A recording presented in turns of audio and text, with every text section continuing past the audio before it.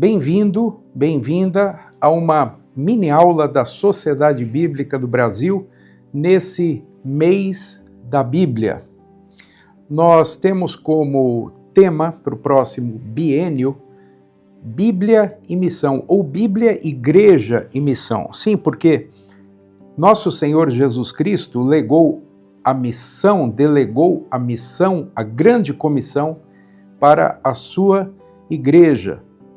As sociedades bíblicas, elas fazem parte disso tudo como servas da igreja. A Sociedade Bíblica do Brasil, por exemplo, foi fundada pelas igrejas cristãs em 1948. E hoje já são 77 anos, e serão muitos mais, conforme Deus nos permitir, servindo a igreja no cumprimento da grande comissão. Nós vamos falar de tradução e discipulado, duas faces da grande comissão.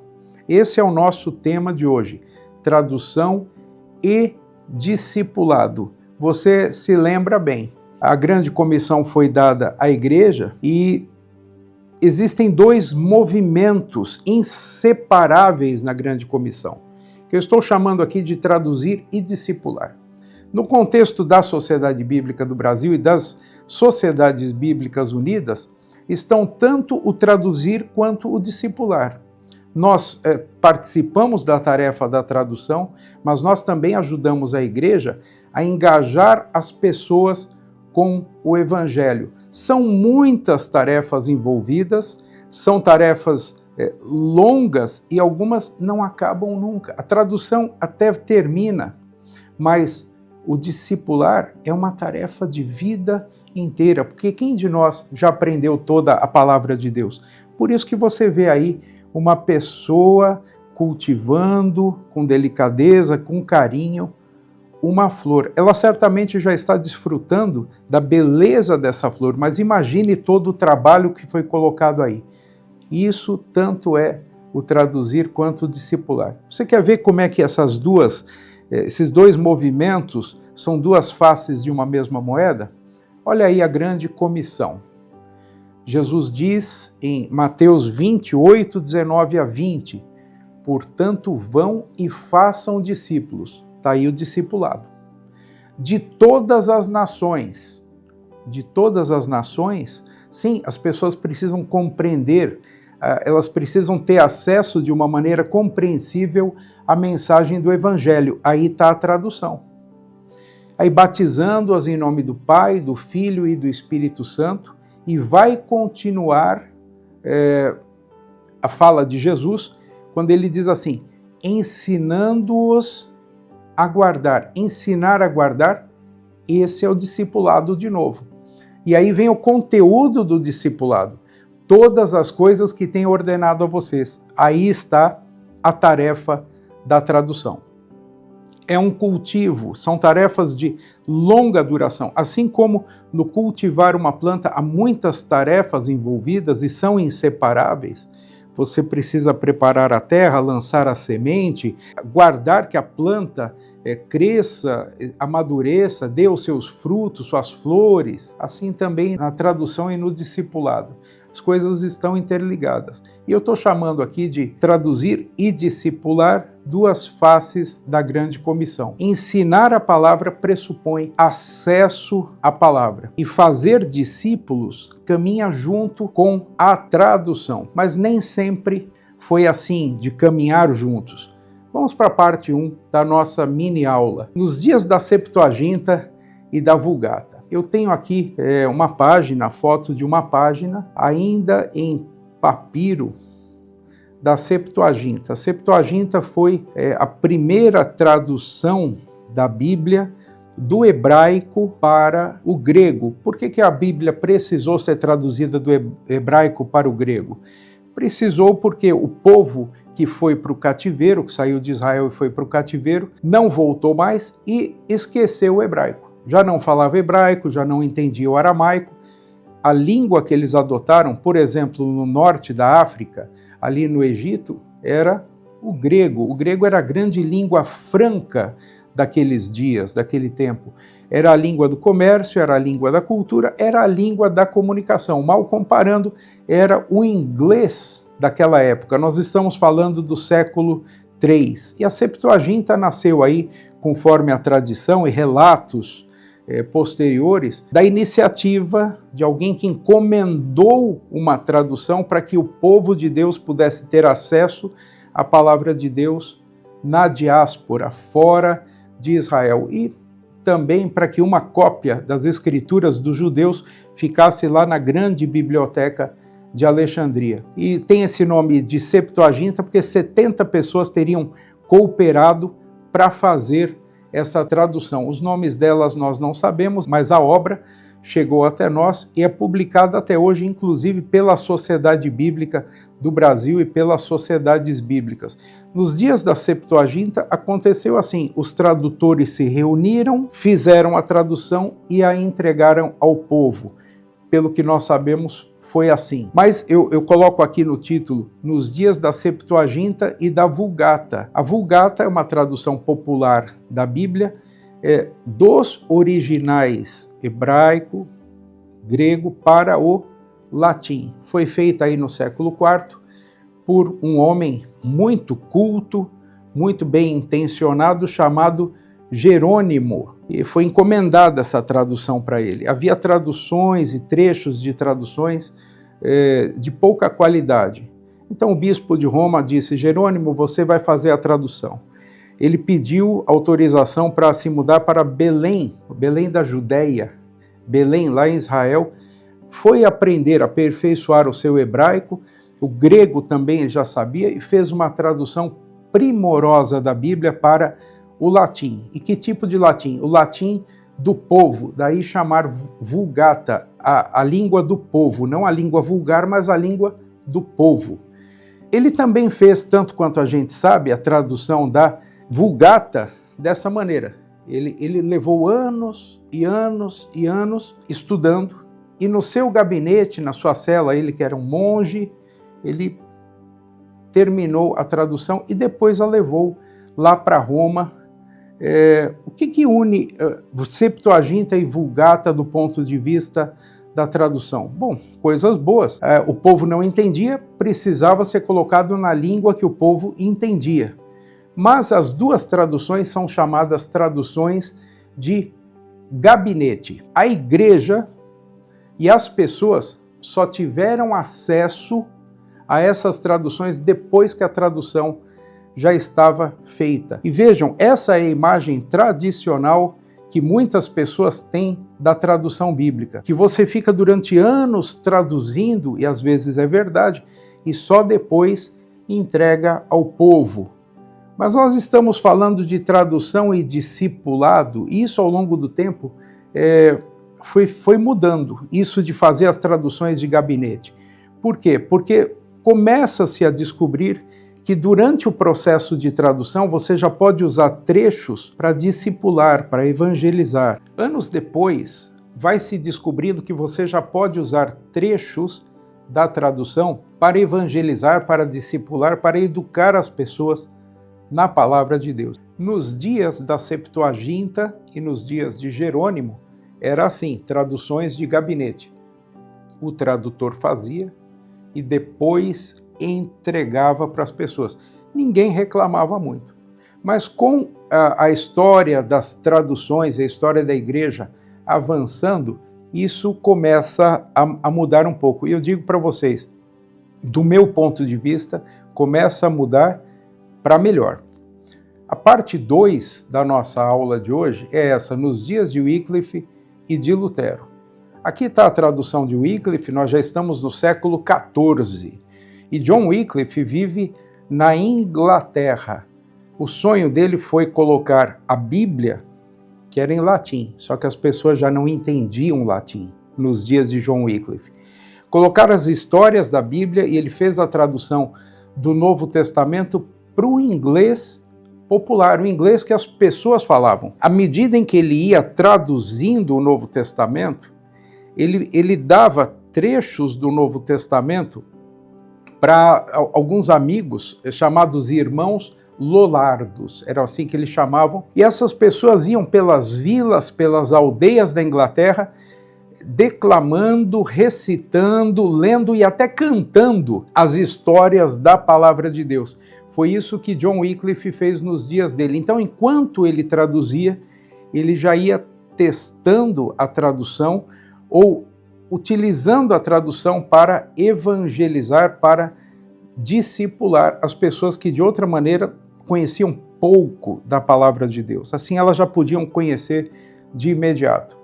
E aqui o título diz, nos dias de Wycliffe e Lutero. Lutero parece se aproveitar dessa característica da tradução ou do jeito de Wycliffe traduzir no século XIV, para no século XVI aplicar essa mesma receita para a tradução do seu Novo Testamento. Temos aí uma página do Novo Testamento traduzido por Martim Lutero. E o que Lutero fazia? Lutero ia traduzindo, ia experimentando se o povo entendia a tradução que ele fez por meio de amigos, ele próprio, depois até sua esposa, quando da tradução da Bíblia, ia para o meio das pessoas e observava a reação delas durante a leitura ou recitar de um texto. Se elas tinham entendido, se não. E esses amigos voltavam para Lutero, ele mesmo percebia, aqui eu posso fazer um ajuste, aqui eu preciso melhorar, com vistas à melhor compreensão da palavra de Deus. Então, nos dias de Wycliffe e de Lutero, diferente daqueles dias da Septuaginta e da Vulgata, nós já podemos falar de traduções interativas. A tradução, você vê ali, ó, tá em azul, né? Porque essa foi a cor que a gente elegeu para falar de tradução nessa mini aula, mas ela é interativa. Por quê? Porque o povo já participa. E ao participar da tradução, ele já vai aprendendo. Assim como o tradutor aprende, também o povo aprende. E um ajuda o outro. Até hoje é assim. Então você vê que as duas faces da grande comissão, traduzir e discipular, já caminham juntos a partir do século XIV com Wycliffe e com Lutero no século XVI. Nós podemos falar que essa tarefa vai caminhando junta, traduzindo e discipulando, o traduzir e o discipular. A parte 3 da nossa aula de hoje é essa, traduzir discipulando e discipular traduzindo. A boa prática hoje. Você já notou que essas duas atividades ou movimentos são coligados, são inseparáveis. E isso se observa, assim como no cultivo de uma planta, muitas tarefas para você fazer, exige paciência, exige dedicação, exige excelência, disposição de você fazer e a bênção de Deus para a planta crescer e ficar bonita como aquela da foto. Mas traduzir discipulando e discipular traduzindo é o que nós vemos nessa foto aqui. Isso aqui é a foto real de uma pessoa, uma consultora de tradução, captando a voz, o jeito de falar de uma pessoa falante de uma língua nativa. Ela conta a história e a pessoa diz, na minha língua se diz essa história assim. É um momento de tradução oral. A pessoa possivelmente ali não sabe ler ou não gosta de ler, ela vem de uma cultura oral, então tudo é captado na tela do computador, você vê, está sendo gravado, depois vai ser decodificado, vai ser escrito ou não, vai ficar só como uma tradução oral, que também é muito possível hoje. Mas nessa interação entre a consultora e a pessoa falante da língua, já há um crescimento, porque ao perguntar e ao dialogar sobre a tradução, ao contar a história, os dois vão aprendendo. Nesse compartilhar, ao traduzir, já se vai discipulando, e ao discipular, se vai traduzindo a palavra de Deus. As duas coisas trabalham juntas, são duas faces da mesma moeda para o cumprimento da grande comissão. Traduzir discipulando. Cada texto em teste já forma discípulos. É o que nós vemos aqui nessa imagem. Isso aqui é um grupo em que você tem ali um consultor, um tradutor, um evangelista, com um grupo de Calon Tibe, de ciganos, aqui do Brasil. e eles estão conversando sobre passagens da Bíblia. Isso aqui é um momento de tradução, ao vivo e a cores, se você quiser entender assim. Numa simples roda de conversa já está acontecendo simultaneamente o traduzir e o discipular. Cada texto em teste já forma discípulos. Discipular traduzindo. O discipulado alimenta a tradução, garantindo que o texto comunique a verdade do Evangelho de forma clara. É aquele cultivar da planta, com paciência, com calma, com dedicação. E a palavra de Deus vai nascendo aos poucos. Jesus vai nascendo numa cultura, numa língua de pouquinho. Assim como o Evangelho veio aparecendo de pouquinho e depois se contou a história toda. Aqui você tem o Evangelho de Lucas, olha ali a língua, Calon Tibe. A capa foi escolhida pelos próprios ciganos. Isso aqui é a bandeira internacional dos ciganos. Entre o azul do céu e o verde da campina vai a roda do cigano a viajar. Mas é o Evangelho de Lucas que está ali. Eles não têm a Bíblia inteira? Um dia eles terão. O Novo Testamento está sendo feito com muita dedicação. Certamente já há histórias do Antigo Testamento também, como Ruth, como Gênesis, e um dia eles haverão de ter a palavra de Deus completa na sua língua. Mas enquanto eles não têm a palavra completa, você já vai utilizando para discipular aquilo que está disponível, ou seja, o Evangelho de Lucas e outras porções. É um grande desafio esse de traduzir e de discipular, e você já precisa, já pode começar a fazer isso no momento em que uma tradução inicia. A nossa conclusão dessa mini aula é essa: traduzir e discipular, duas faces da grande comissão. Ensinar a palavra, para você guardar, guarde isso com você. Ensinar a palavra pressupõe acesso à palavra. Então, ensinar a palavra, ou discipular, pressupõe a tradução, o acesso à palavra. Sem a tradução, nós não temos base para ensinar. Como é que nós vamos ensinar se as pessoas não compreendem o que nós, pastores, pregadores, professores, evangelistas, temos para contar? Sem a tradução, nós não temos base para ensinar. O outro lado, sem o discipulado, a tradução também perde o propósito. Existem algumas Bíblias que são traduzidas de um jeito, às vezes, uma linguagem muito elevada, muito difícil.